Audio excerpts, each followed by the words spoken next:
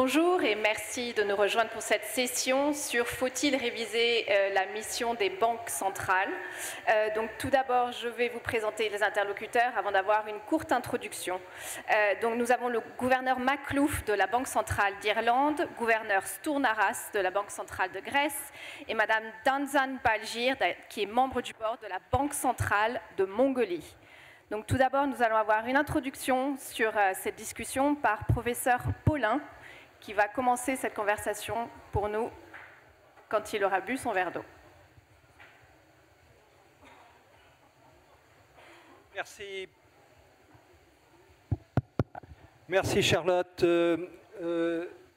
Bien, on sait depuis longtemps que les banques centrales ont pour principal objectif deux choses. D'une part, la stabilité des prix et d'autre part, la stabilité du système financier, plus particulièrement du système bancaire, deux objectifs d'ailleurs qui sont en grande partie indépendants, mais que les banques centrales doivent assumer. Alors en réalité, les choses sont généralement plus larges que cela, puisque par exemple la Fed a ce qu'on appelle un double mandat, c'est-à-dire qu'elle est censée aussi agir pour avoir le maximum d'emploi.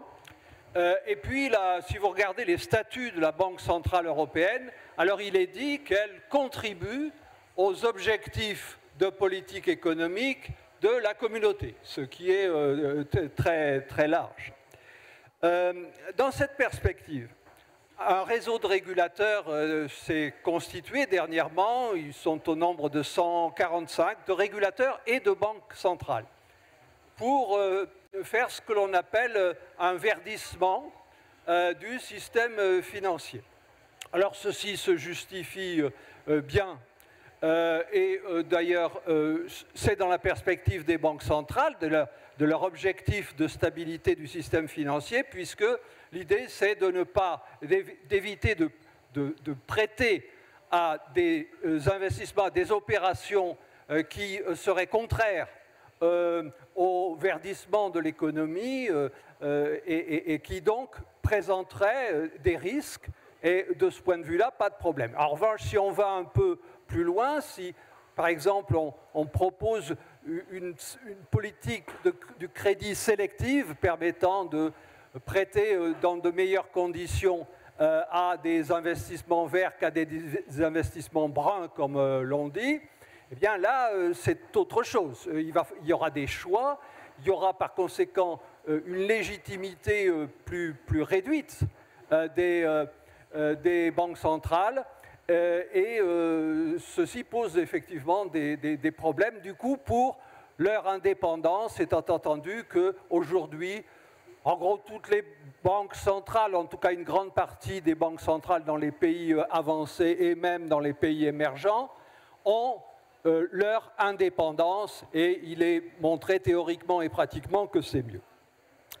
Donc, pour aller un peu plus loin, il y a une question à venir, c'est que les chocs que les économies vont subir dans les années à venir, ce sont surtout des chocs d'offres. Enfin, on peut penser que ce sont des chocs d'offres. Des chocs d'offres, c'est-à-dire, par exemple, des contractions de la production. C'est d'ailleurs ce qu'on a vécu avec le Covid. C'est aussi ce que l'on a vécu avec les conflits qui se sont déclarés et qui ont eu une incidence, par exemple, sur le prix des matières premières.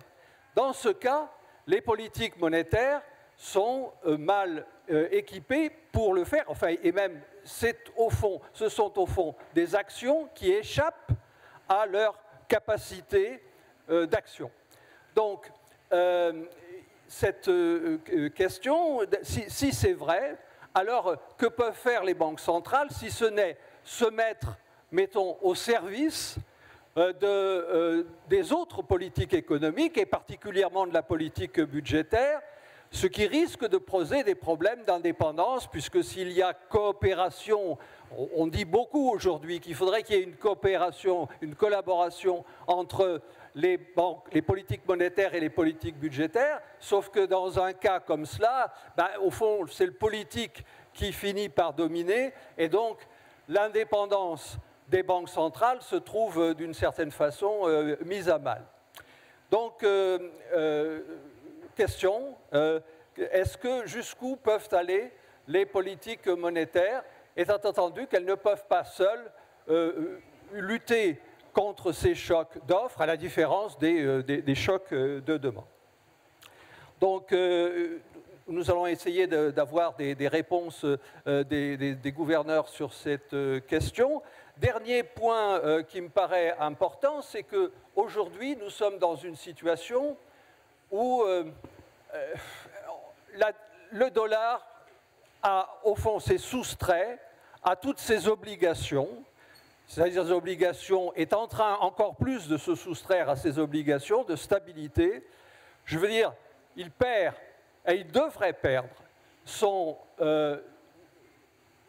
privilège exorbitant de monnaie internationale de facturation, de transactions et de réserves, comme c'est le cas aujourd'hui. Le moment est bien choisi pour essayer d'avoir d'autres monnaies internationales, et notamment on pense à l'euro et on pense aussi au yuan chinois. Mais question, dans ces conditions, quelles doivent être les politiques des banques centrales? Quelles sont les obligations qu'elles doivent se donner? Est-ce que ces obligations peuvent être compatibles avec leurs autres objectifs? Et j'en termine ainsi avec cette introduction. Merci, professeur Paulin, d'avoir posé le cadre de cette conversation, dont des rôles qui évoluent pour les banques centrales. Chaque crise les fait un peu évoluer, et ce n'est pas le même mandat pour toutes les banques centrales dans le monde entier. Donc on va discuter là-dessus. Et le socle de tout ça, c'est considérer vraiment l'indépendance des banques centrales qui justifie les pouvoirs d'une certaine façon que les banques centrales ont. Et, comme l'économiste allemand Rudi Dornbusch avait dit, l'argent est une affaire trop sérieuse pour être laissée aux politiciens. Donc la question de l'indépendance est vraiment fondamentale pour les banques centrales. Et gouverneur Maklouf, je me tourne vers vous, puisque vous dites que puisque l'on va donner des leviers et des outils de politique économique à des autorités qui ne sont pas élues, la question de la confiance des citoyens est clé. Merci beaucoup et bonjour. Et pardon, mais je vais parler en anglais. Bonjour et merci.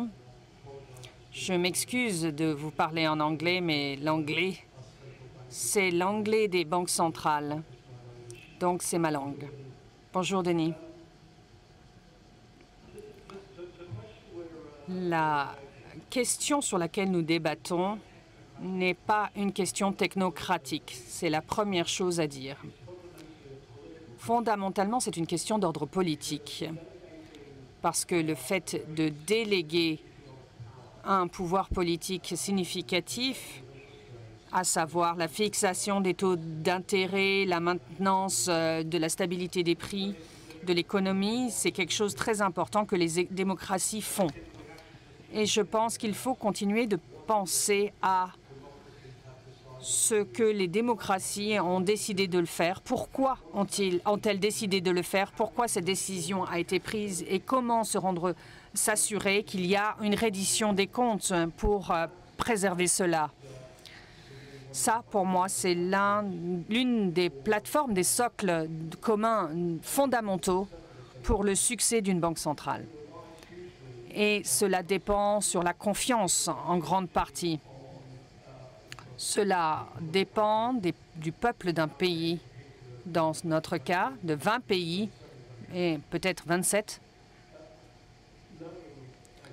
qui sachent et qui ont confiance dans le fait que les actions des banques centrales sont avant tout de remplir le mandat qui est le leur, la stabilité des prix. Donc, dans notre cas en Europe, il s'agit aussi de soutenir les objectifs de l'Union européenne sans porter préjudice à la stabilité. Donc cette question de la confiance est fondamentale. Je pense que c'est une question d'ordre politique, comme je l'ai dit, et je pense aussi que si l'on doit réviser le mandat d'une banque centrale, il faut d'abord penser avec attention à la raison pour laquelle on veut modifier le mandat, comment se faire et comment les banques centrales vont rendre des comptes pour l'exercice d'un nouveau mandat, pour continuer de maintenir la confiance du public. De mon point de vue, je peux répondre à la question directement concernant ce que je pense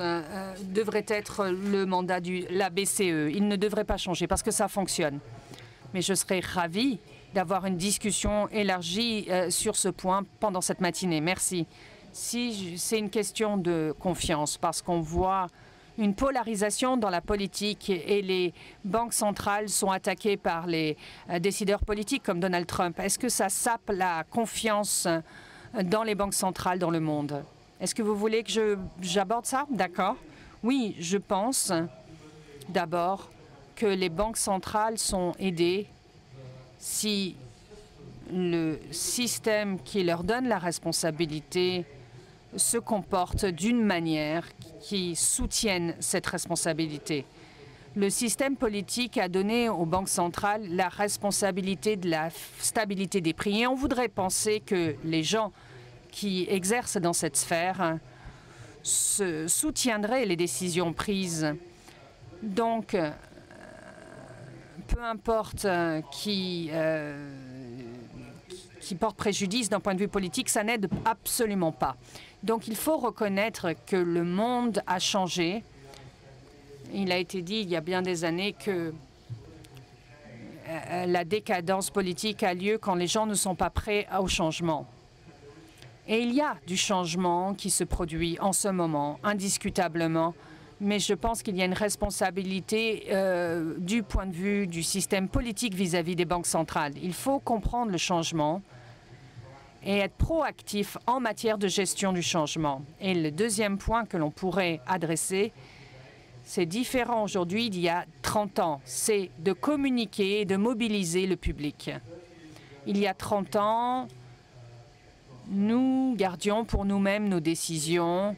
Occasionnellement, on parlait au marché financier, mais le monde est différent aujourd'hui et on doit être prêt à parler au public, aux entreprises, aux foyers, en utilisant tous les médias qui existent.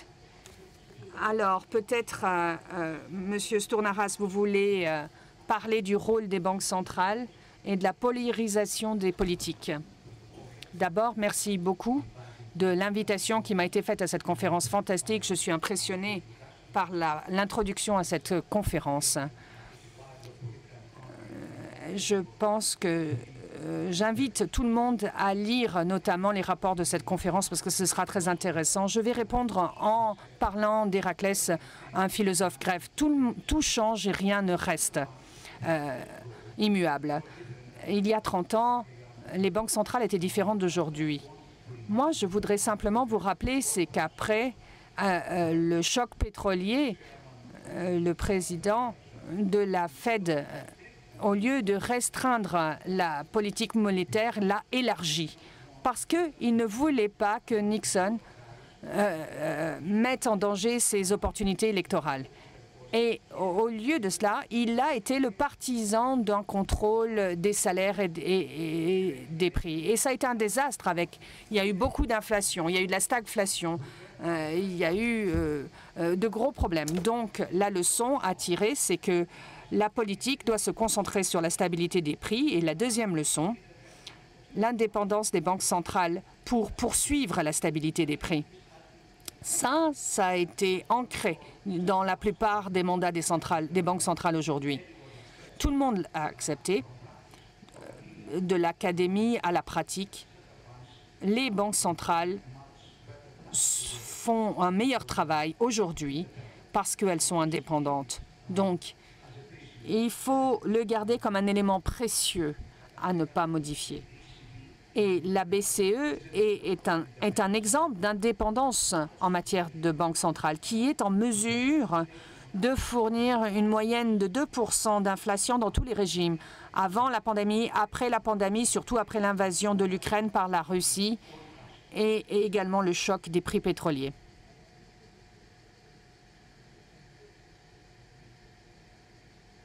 Oui, merci beaucoup. Je suis ravie d'être parmi vous aujourd'hui. Merci d'avoir organisé cette conférence et de m'avoir permis de participer. Je suis ravie parce que cela représente un grand réseau. Moi, je représente une banque centrale. Je ne suis pas gouverneur. Je suis membre d'une banque centrale. Il y a 10 ans, je faisais partie des gouverneurs. Je suis des gouverneurs adjoints d'une banque centrale. La première femme gouverneur d'une banque centrale. Aujourd'hui, je voudrais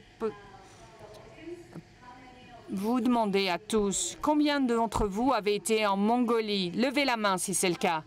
1, 2. Ah, merci. 3. Qui a été en Mongolie? Levez la main. 4. Parce que beaucoup d'entre vous n'avaient pas visité la Mongolie, je voudrais vous parler de la Mongolie, où nous sommes. Nous sommes un pays enclavé et nous avons 2 voisins qui sont des puissances géantes, la Chine et la Russie. Nous sommes enclavés avec une petite économie ouverte à tous et nous avons une population de 3,5 millions, très jeune, 70% de la population a moins de 40 ans. Vous pouvez imaginer. Nous n'avons un problème du vieillissement de la population comme en Europe, comme en Chine, comme au Japon.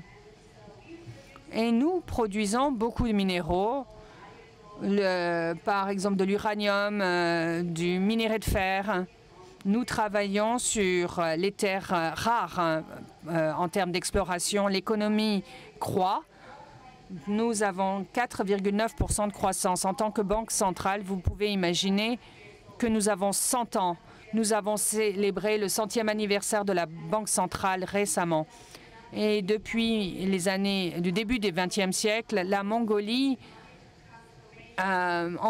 subit une transformation très importante au niveau économique et nous nous ouvrons à l'économie du marché. Nous avons une banque centrale et nous avons aussi les banques commerciales. Selon la loi bancaire, l'objectif principal de la Banque centrale est de, vous pouvez l'imaginer, la stabilité des prix ou la stabilité de la nation? Probablement la stabilité des prix, non? Ça, c'est pas dit dans la loi de la Banque centrale. La loi dit que nous devons avoir pour objectif principal la stabilité de la monnaie internationale. Et après cet objectif principal, il y a un autre objectif, c'est de contribuer à équilibrer le développement de l'économie nationale pour assurer la stabilité des marchés financiers, y compris le système bancaire. Avec ce mandat duel, nous avons une double fonction. Nous devons délivrer des notes bancaires. Ensuite, nous sommes des agents du gouvernement et ensuite, nous devons gérer la réserve de monnaie et nous gérons les relations avec les autres banques centrales.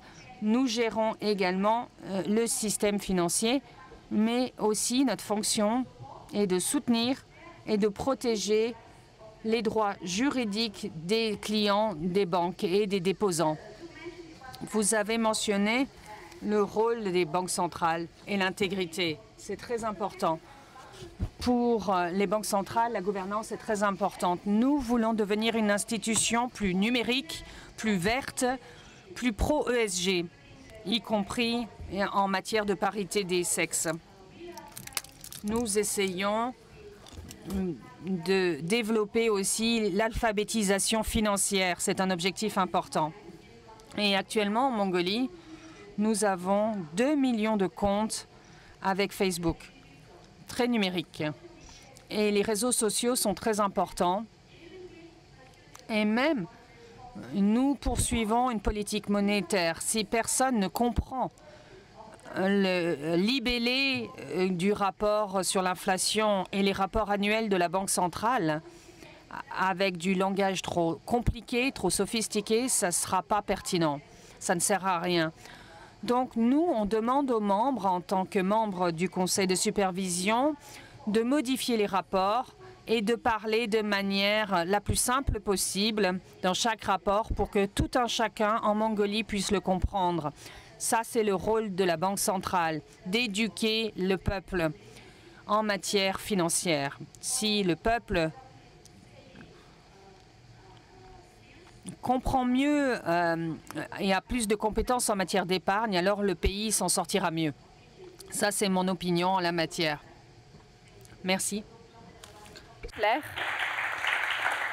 Et un exemple clair des différentes missions donc, que les banques centrales peuvent avoir en fonction du pays où elles sont. Mongolie parlait de l'éducation financière de sa population. Il y a eu un moment charnière où le débat a refait surface sur la mission et le mandat des banques centrales. C'était en juin 2021, quand Christine Lagarde a dit dans un discours qu'à mesure que la pandémie passe, nous devons réorienter nos efforts vers la transformation de l'économie plutôt que de la préserver. Pour ce faire, nous devons réorienter les investissements vers le secteur vert et numérique. Et donc c'est vrai que ça a ouvert un débat à ce moment-là en disant est-ce que c'est le rôle de la Banque centrale d'être actif dans cette transition écologique? On sait que la Fed a clairement dit que ce n'était pas son rôle, qu'il ne voulait pas s'engager là-dedans. Et aujourd'hui, ce discours et cette conversation avancent sur le financement de la défense. Et donc je voudrais avoir vos points de vue là-dessus, sur jusqu'où peut avancer le mandat des banques centrales, la transition verte, la défense, jusqu'où ça doit aller.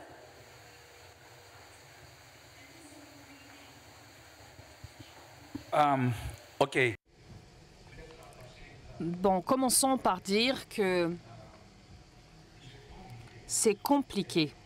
Comme nous avons de l'acier, nous avons une architecture financière incomplète, nous avons des marchés fragmentés, nous avons une importation nette d'énergie, pas exportateur.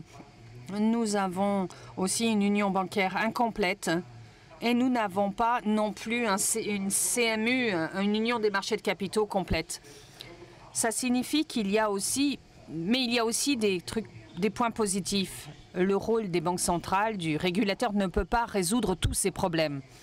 Il s'agit plutôt d'une tâche qui incombe au gouvernement. Mais nous pouvons contribuer à régler ces problèmes, à aider, en fournissant un cadre de stabilité, de confiance. Ça permet d'avoir des lois en matière de taux directeur, de taux d'intérêt à 4%. L'année dernière, on a 2% aujourd'hui. Pour les investissements, ça aide. Ça aide également pour la transition verte. Bien sûr, nous contribuons à la numérisation. Nous voulons créer une Europe digitale. Ça, c'est l'une des tâches qui nous incombent et le système politique, je l'espère, va suivre. Donc, on garde notre mandat de stabilité des prix, ça c'est le fondement, le socle fondateur, mais nous enjoignons les systèmes politiques à compléter et à finir cette union des marchés de capitaux. Nous devons maintenant avoir des rapports de référencement sur nos marchés et nous avons le rapport Draghi pour augmenter les investissements. Donc, pour combler les lacunes vis-à-vis des États-Unis, mais il y a aussi une lacune en matière de productivité. On a un plan maintenant que nous devrions suivre. Alors, concernant le verdissement de l'économie, la Banque centrale européenne, dans chacune de ses stratégies politiques, a intégré le changement climatique dans ses objectifs. Nous savons que l'inflation est affectée par le changement climatique. Si vous vous rappelez, notamment en Europe, il y a 2 ans, l'inflation a été affectée. Donc, l'inflation, mais aussi la productivité sont affectées par le changement climatique. Donc, on doit savoir, on ne doit pas ignorer ce problème. Il faut le prendre en compte dans nos objectifs, dans nos stratégies, dans notre stratégie collaborative et collatérale. Et aussi en tant que superviseur, nous devons avoir des stress tests pour la transition énergétique. Donc, au final, nous devons faire en sorte que l'eurozone soit un marché financier complet, un marché des capitaux complet, mais la stabilité des prix, selon moi, doit rester l'objectif principal des banques centrales. Donc oui, les mandats changent. Comme je l'ai dit au début, il y a 50 ans, nous étions différents. Mais la stabilité des prix, selon moi, qui est ancrée dans le traité, est ancrée également à bonne fin, parce que si nous dévions de façon durable d'une inflation basse, pas 0, mais 2%, alors il va y avoir des effets préjudiciables sur la croissance, sur l'emploi, sur l'investissement. Éventuellement, les banques centrales participer à financer la défense de l'Europe. Je vais vous citer vous-même. Nous ne pouvons prospérer dans un environnement où la sécurité est fragile ou compromise. Le renforcement de la préparation civile et militaire de l'UE doit être une priorité. Donc encore une fois, dans votre rôle, dans le mandat de la Banque centrale, est-ce que ça doit être pris en compte? Non. Non. Je ne pense pas que les banques centrales peuvent intervenir dans un dialogue concernant la défense.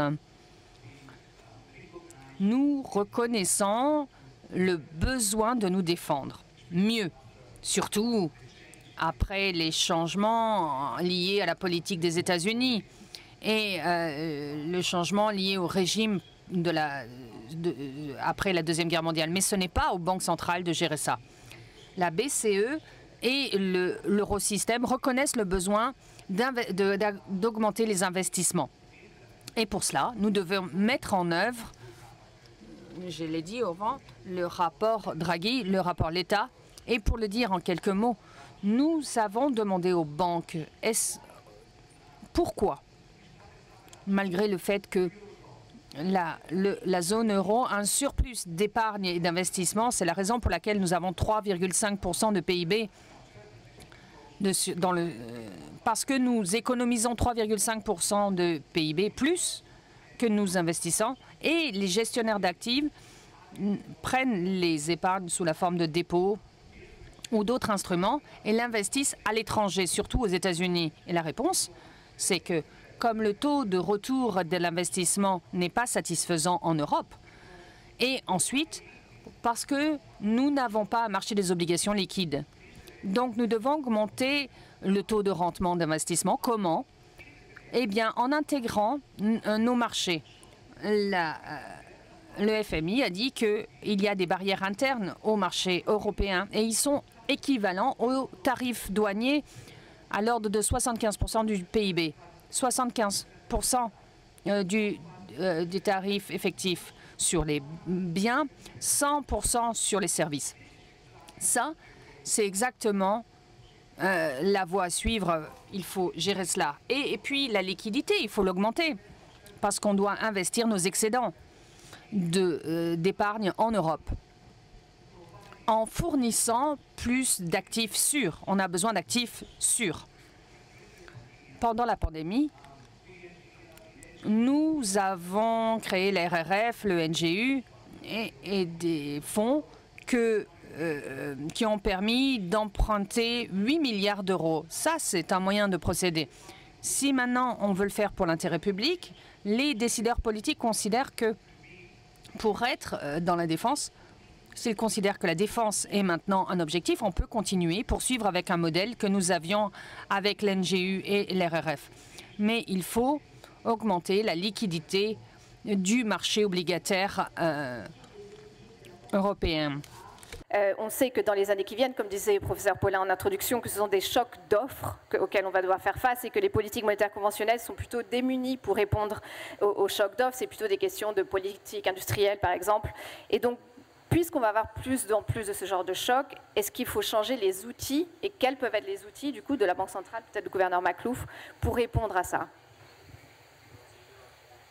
Je veux à la question of defense, parce que je suis d'accord avec ce que Yanis vient de dire, à savoir que ce n'est pas notre rôle d'être impliqué dans l'augmentation des dépenses en matière de défense. Moi, je voudrais simplement expliquer comment j'aborde cette différence, parce qu'il y a un contraste peut-être entre le verdissement de l'économie et la défense. Comme Yanis l'a dit, pour moi, le changement climatique change notre économie. Et les banques centrales doivent comprendre comment nos économies changent et comment et l'impact que cela pourra avoir sur la stabilité des prix pour que nous puissions être dans la prospective et que nous puissions gérer cela. Et puis, il y a un choix des autorités fiscales, des gouvernements sur là où ils veulent mettre leur argent. On peut choisir de l'investir dans la défense ou d'avoir une climatisation pour les centres de conférences publiques. Vous pouvez choisir de mettre votre argent là où vous voulez. Ça n'affectera pas la manière dont l'économie fonctionne. Donc pour moi, il n'y a rien d'illogique dans notre mandat et que les banques centrales puissent être, pour moi, par rapport aux questions vertes. La défense, c'est autre chose, attention. Et je ne pense pas que la BCE a un rôle à jouer là-dedans. J'ai oublié, pardon, votre deuxième question, pardon. Les nouveaux leviers qu'éventuellement les banques centrales auraient besoin pour en faire face. Je pense que les banques centrales ont besoin... Bon, on a une boîte d'outils assez puissante à disposition qu'on nous a donnée. Il faut les utiliser avec attention. Mais à mon avis, on a un ensemble d'outils pour répondre à n'importe quel type de choc. Et si vous voyez ce qui s'est produit les 5 dernières années, où on a eu un verrouillage de l'économie incroyable à cause de la pandémie, la guerre en Europe et son impact sur l'énergie, la turbulence que nous avons traversée, il faut revenir un petit peu plus en arrière là. Alors, lorsque ça concernait nos marchés financiers. Mais au cours des 5 dernières années, nous avons vu, à part un petit problème avec l'inflation il y a quelques années, on a eu quand même une stabilité des prix, une stabilité financière, et nous avons revisité nos outils pour obtenir cela. La stratégie que nous avons déployée, je pense, nous a aidé à comprendre comment utiliser nos outils d'une meilleure manière pour les 5 prochaines années ou à l'avenir. Donc on continue d'apprendre, mais on a beaucoup d'outils, on n'a pas besoin de nouveaux outils. Question du dollar, si je vais venir à vous, Madame Danzan-Balgir. On parle en ce moment d'une période de restructuration du système monétaire international, la question du dollar en tant que réserve, monnaie de réserve mondiale. Et donc je voulais vous demander, Madame Danzan-Balgir, votre point de vue là-dessus. Est-ce que l'euro, est-ce que c'est un moment d'opportunité pour l'euro ou le yuan en ce moment de gagner un peu plus d'influence? Et qu'est-ce que ça implique, of course, ensuite pour les politiques monétaires? D'abord, Madame Danzan-Balgir, et ensuite, qu'est-ce que ça peut impliquer s'il y a un rôle plus important de l'euro pour les politiques monétaires éventuellement? Great. Thank you for. Eh bien, merci d'avoir posé cette question. Je souhaiterais parler quelques instants sur les 2 questions précédentes vis-à-vis du vert. Et mon avis, c'est, imaginons que c'est une nuit sombre avec beaucoup d'étoiles et il y a la Lune. La Lune, c'est la Banque centrale. Nous sommes ceux qui font les politiques. Nous pouvons dire que nous n'allons pas faire du mal au gouvernement ou aux politiques gouvernementaux. On peut leur dire que c'est mieux de verdir leur financement plutôt que de faire la guerre. On devrait leur dire que le fait de faire de la paix au niveau global fera en sorte que tout le monde s'en sortira mieux. Parce que si tout le monde est heureux, les politiques de la Banque centrale seront plus faciles à mettre en œuvre. Et deuxièmement, vous avez parlé du conventionnel par rapport aux outils non conventionnels. Oui, pendant la Covid, nous avons utilisé des outils non conventionnels et on a subventionné les prêts, mais c'est un coût pour la Banque centrale. Et donc, beaucoup de banques centrales sont sorties avec une valeur nette négative. Et donc, il ne faut pas l'employer au continu, comme si on en faisait notre petit déjeuner quotidien. Il faut s'arrêter, il faut être plus innovateur, il faut créer des outils plus efficaces, plus efficients, plutôt que des politiques non conventionnelles. Donc, passons maintenant à votre question vis-à-vis du dollar. Dans le cas de la Mongolie, à la Banque centrale, nous gérons les résultats des échanges avec les pays étrangers. Nous avons des voisins avec qui nous produisons et vendons la plupart des minéraux. 90% des exports vont vers la Chine. Et puisque la Chine est beaucoup plus intéressée par les dollars américains, mais maintenant le renminbi chinois est devenu la monnaie internationale et nous pensons donc qu'une diversification pour gérer l'échange étranger est très important, et non seulement le dollar, mais l'euro et d'autres monnaies, y compris l'or. Et tout cela devrait figurer dans la portefeuille. Et comme vous avez parlé de l'investissement sur les marchés des obligations en euros, nous investissons dans les obligations AAA européens, et les marchés émergents sont très importants.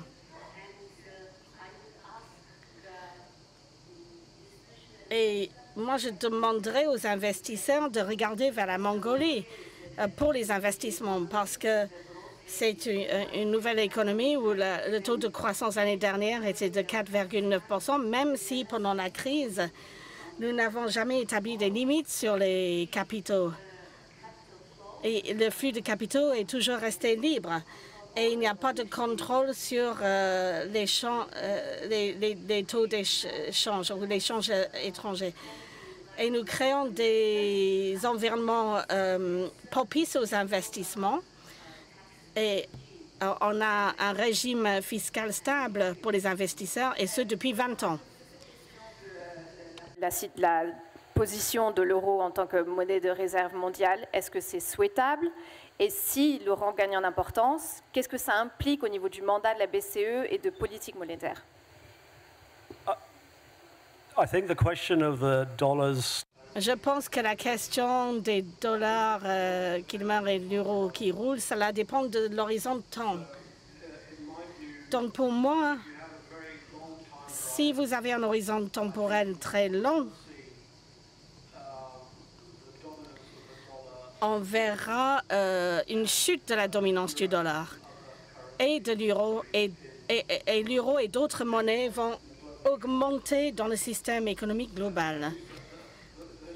Mais j'emploie ces mots, le long terme, de manière délibérée, parce que pour l'instant, pour un certain nombre de raisons, je ne peux pas l'envisager rapidement. Donc, comme Yanis le disait plus tôt, honnêtement, le système économique de l'Europe a toujours une politique monétaire unique et une monnaie unique, mais il y a trop d'autres partenaires du système pour créer une capacité fiscale centrale avec un actif unique sécurisé pour faire miroir au dollar. Et je pense que c'est quand on en arrive à cette étape que l'on verra une utilisation accrue de l'euro sur les marchés financiers, dans les entreprises, le commerce et la tarification, etc. Ce que nous voyons actuellement avec le dollar, c'est un réajustement de la part des investisseurs. Et ce n'est pas tant les tarifs qui posaient souci, mais ils voient la règle de droit aux États-Unis qui s'affaiblit. Et ils répondent en fonction, parce que ça signifie qu'il y a un risque accru pour leurs investissements et leurs actifs. Et donc, ils ajustent. Mais je pense que c'est aller un peu trop loin que de dire que cela mènera à son remplacement par l'euro. Parce que, comme j'ai dit, je ne pense pas que l'euro soit prêt pour cela. Bien sûr, je pense, et ça c'est la deuxième chose, les opportunités que l'on voit actuellement avec, sur la scène économique globale, il y a des opportunités que nous, à la Banque européenne d'investissement, doivent prendre, parce que ces opportunités d'augmenter le standing de l'Union européenne, de renforcer sa souveraineté et son autonomie, je pense que ces choses ont de l'importance et il faut les prendre à bras le corps. J'ai parlé de manière délibérée du long terme et d'autres monnaies, puisque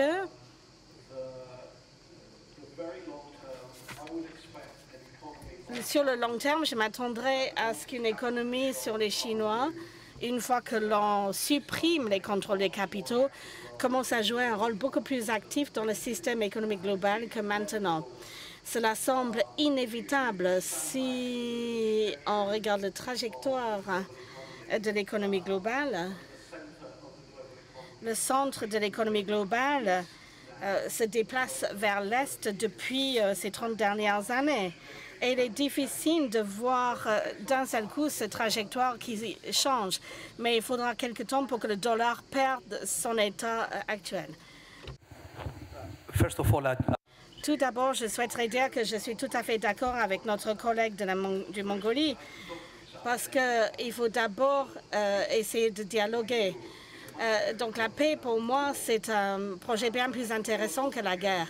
Mais je suis d'accord aussi avec ce qu'avait dit Gabriel sur le rôle du dollar. Mais ce qui s'est passé, en fait, c'est l'imposition de tarifs.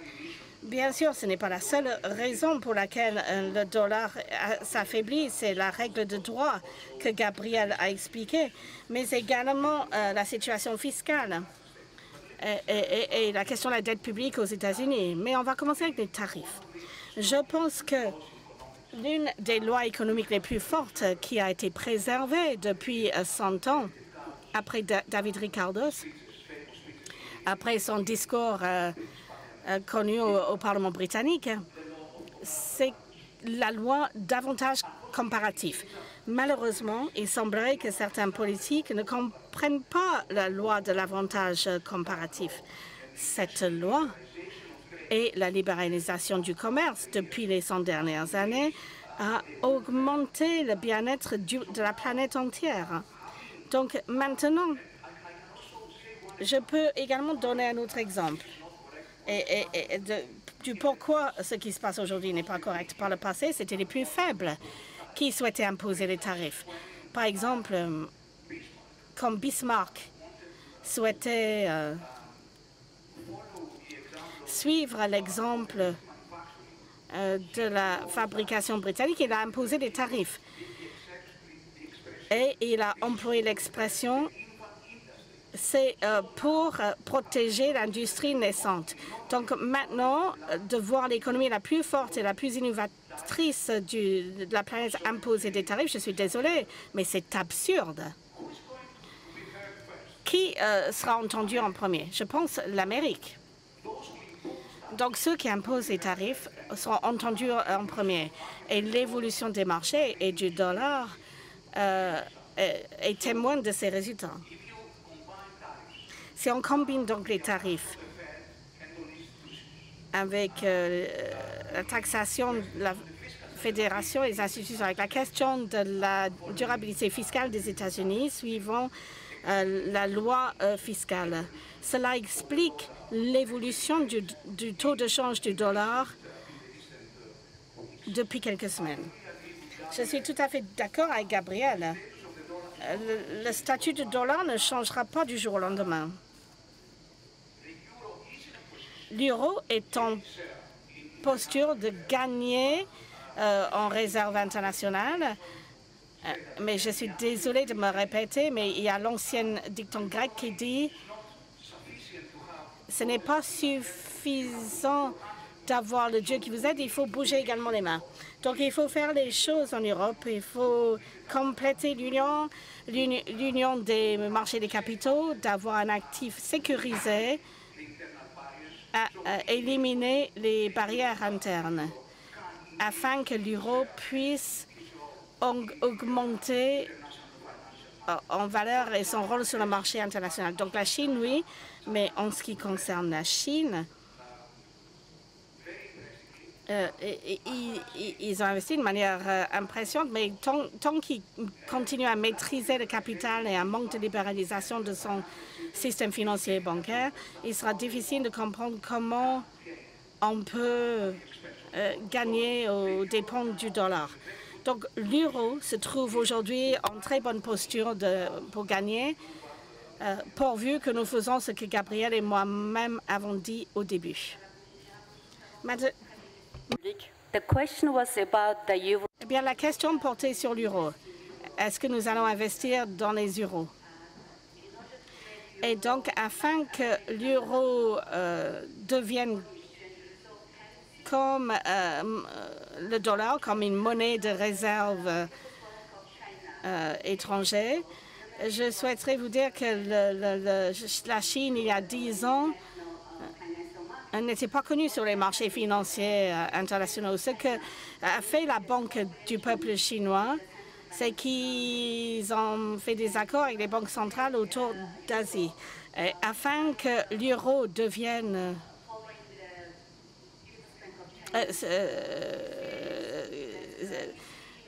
tire la leçon de la banque chinoise. Il faut qu'il y ait des accords entre les banques centrales, comme en Asie. Ensuite, ce sera plus facile d'investir davantage en Europe. Mais afin d'investir en Europe, il faut voir la structure, les investissements et les budgets pour voir où est-ce qu'ils dépensent.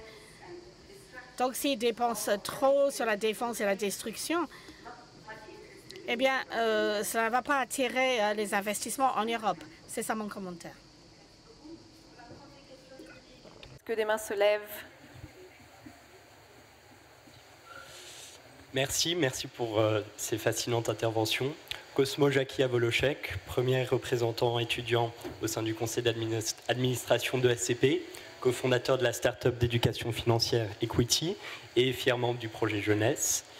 Ma question va être en anglais parce qu'elle s'adresse au gouverneur de la Banque de Grèce. Yesterday, Enrico Letta.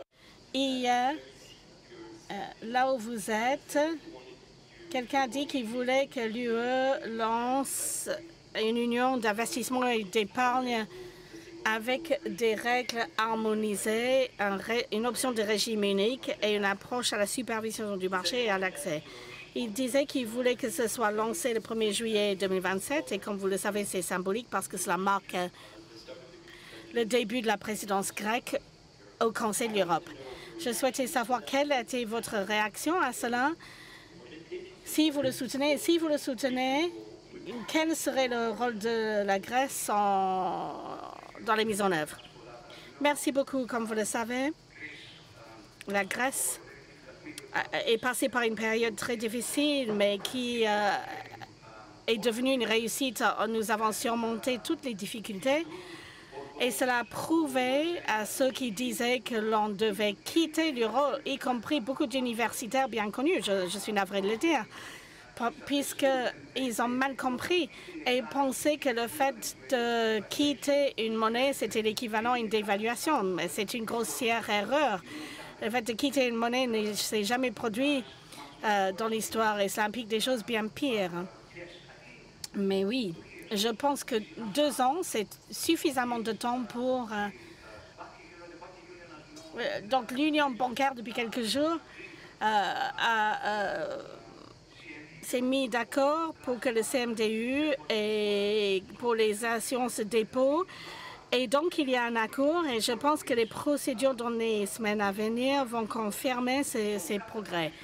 Donc, une union des marchés des capitaux et une union de l'épargne. Oui, l'épargne, c'est un euphémisme parce que nous avons assez d'économies, assez d'épargne en Europe. Il faut des investissements. Donc, il faut transformer l'épargne en investissements nationaux. J'ai décrit 2 conditions pour que cela puisse se produire. Donc, 2 années, c'est suffisant pour qu'on puisse le réaliser. Et je serais très heureux si cela coïncide avec la présidence grecque qui a pu surmonter les problèmes difficiles du passé. La Grèce a eu le plus grand ajustement fiscal de n'importe quel pays de l'OCDE dans l'histoire, plus de 17% du PIB, même plus. Et nous avons fait beaucoup de réformes, nous avons stabilisé le système bancaire et bien sûr, ses pairs, surtout au sein de l'Eurogroupe, ont compensé la Grèce en lui donnant l'assistance financière la plus importante jamais donnée dans l'histoire, plus de 150% du PIB, en nouveaux prêts, des prêts bon marché avec une maturité longue. Donc c'est une situation gagnante-gagnante. La Grèce rembourse sa dette et a avancé le solde de sa dette. Et donc, ça, c'est l'avantage de la cohésion et de la fraternité européenne. Et donc, je serais extrêmement fier et heureux si l'Union de l'épargne et l'Union des investissements confirmaient le 1er juillet 2027. Prendre une question, on a 1 minute et demie pour une question et ensuite on aura une conclusion par le professeur Paulin, si vous voulez la personne au bout. Merci. Philippe Franchet, gérant de fonds de private equity. J'avais une question sur l'indépendance et le fait que les banques centrales sont non élues, parce que la politique monétaire est un sujet trop important pour être réservé à des politiciens. Est-ce que vous pensez que la politique budgétaire est aussi un sujet trop important pour être confié à des politiciens, et est-ce que certains éléments de la politique budgétaire devraient être confiés plutôt à des organismes indépendants et non élus? On a parlé du vert et de la défense, mais est-ce que vous le verriez élargi à d'autres domaines? Et j'aimerais également vous interroger sur les crypto-monnaies, savoir si ce n'est pas une forme de reprise en main du peuple de son indépendance vis-à-vis de certaines banques centrales qui ont pu augmenter la masse monétaire de façon un peu exagérée. Voilà. Merci. 2 minutes et demie pour répondre à tout ça. Eh bien, sur le crypto, et cela me prendrait trop longtemps pour répondre, mais je pense qu'il y a une grande différence entre la politique monétaire et la politique budgétaire. La politique monétaire est essentiellement focalisée sur la stabilité des prix. Il s'agit d'un outil technique. La politique budgétaire, c'est une question de choix. C'est le système politique qui choisit ses priorités. Et ça, c'est vraiment aux politiciens à décider. Je ne pense pas que l'on puisse déléguer la politique budgétaire à une organisation indépendante. On peut avoir des institutions pour s'assurer que l'on respecte les règles budgétaires, mais je ne pense pas que les décisions elles-mêmes soient de la même nature que celle de la politique monétaire. Donc, ce sont aux politiciens de faire ces choix. Conclusion. On a 1 minute 30 secondes. Oui, les conclusions, ce que je retire de ce débat, c'est d'abord que le club des banques centrales est toujours uni autour de l'indépendance à laquelle ils tiennent beaucoup. Et d'ailleurs, je partage ce point de vue en tant que plutôt théoricien. On a vu que c'est aussi vrai en Mongolie que dans les autres pays. Je retiens qu'il y a un certain optimisme à propos de la possibilité pour les banques centrales d'aller au-delà de leurs objectifs traditionnels. Sur ce point, effectivement, il y aurait beaucoup de discussions à continuer. Et je retiens enfin que, eh ben, au fond, cette idée de déglobalisation du dollar, qui est annoncée depuis très longtemps, voulue depuis bien longtemps, et en particulier par les BRICS, pourrait bien effectivement se concrétiser rapidement. Il faut pour cela, du côté de la Chine, une libéralisation des mouvements de capitaux.